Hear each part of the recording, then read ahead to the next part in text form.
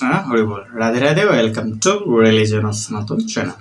কথা হচ্ছে গীতার আজকে হচ্ছে 8 থেকে 13, 8, 9, 10, 11, 12, 8 থেকে 12 এই হচ্ছে 5টা শ্লোক আমি আপনাদের সাথে শেয়ার করব। তবে মঙ্গলাচরণ সিম্পলভাবেই করব। ওম অজ্ঞানতিমিরান্ধস্য জ্ঞানাঞ্জনশলাকয়া চক্ষুরুন্মিলিतं येन তস্मै শ্রীগুরবে নমঃ। पंचाकल्पतरुभ्यश्च कृपा सिन्धुभ्यः च पतितानां पावनेभ्यो वैष्णवेभ्यो नमो नमः। जय श्री कृष्ण चैतन्य प्रभु नित्यानंद श्री अद्वैत शिवश्री गौर भक्तवृंद। हरे कृष्ण कृष्ण कृष्ण हरे हरे, हरे राम राम राम हरे हरे। ओम नमः भगवते वासुदेवाय, ओम नमः भगवते वासुदेवाय, ओम नमः भगवते वासुदेवाय। प्रथम अध्याय श्रीमद् भगवद गीता যথাযথ বিষাদযোগ শ্লোক নম্বর 8। ভবান ভীষ্ম চ কর্ণ চ কৃপ চ সমিতিঞ্জয় অশ্বত্থামা বিকীর্ণ চ সমদত্তি তথা এবচ। অনুবাদ: সেখানে রয়েছেন আপনার মতো ব্যক্তিত্ব ভীষ্ম, কর্ণ, কৃপাচার্য, অশ্বত্থামা, বিকীর্ণ এবং সোমদত্তের পুত্র ভূরিশ্রবা, যারা সর্বদা যুদ্ধে বিজয়ী হয়ে থাকেন। অর্থাৎ দুর্যোধন তার গুরুদেবকে, দ্রোণাচার্যকে বলতেছে যে আমাদের পক্ষে কারা কারা রয়েছে, এই ব্যক্তিগুলো আমাদের পক্ষে রয়েছে।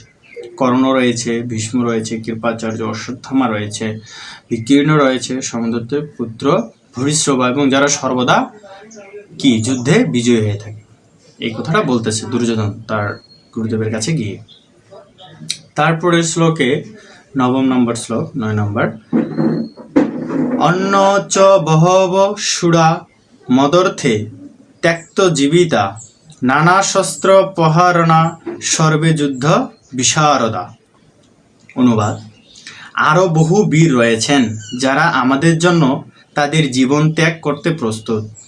তারা সকলেই নানা প্রকার অস্ত্র শস্ত্রে সুসজ্জিত এবং তারা সকলের সামরিক বিজ্ঞানে অভিজ্ঞ।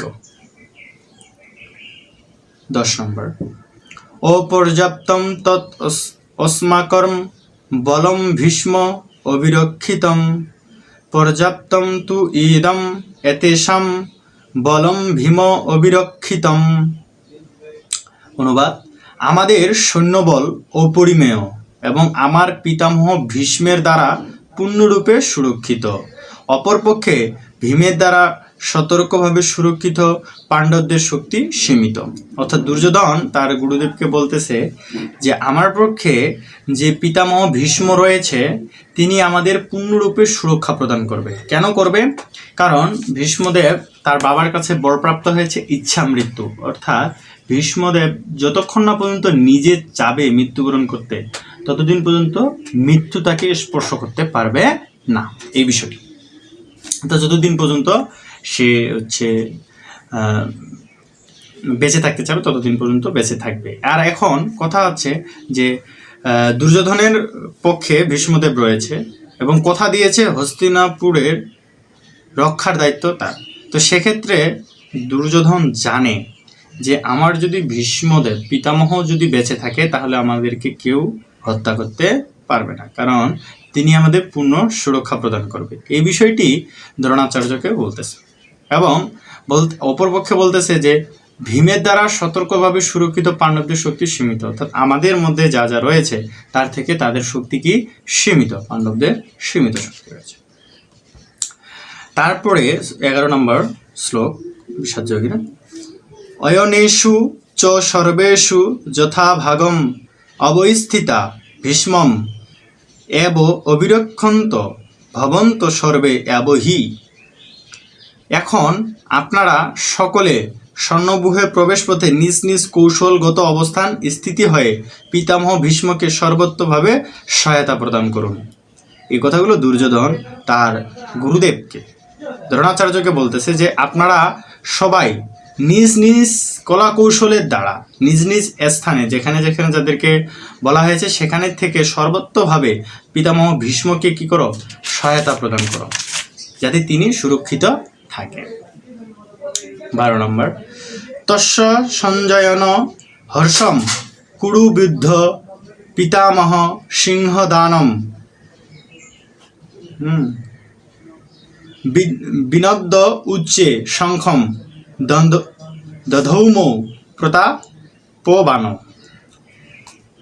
তখন কুরুবংশের বৃদ্ধ পিতামহ ভীষ্ম দুর্যোধনের হর্ষ উৎপাদন করে সিংহের গর্জনের মতো অতি উচ্চনাদে তার শঙ্খ বাজালেন। অর্থাৎ যখন পিতামহ দেখতেছে যে দ্রোণাচার্যের সাথে দুর্যোধন এভাবে কথা বলতেছে, তখন দুর্যোধনের হর্ষ উৎপাদন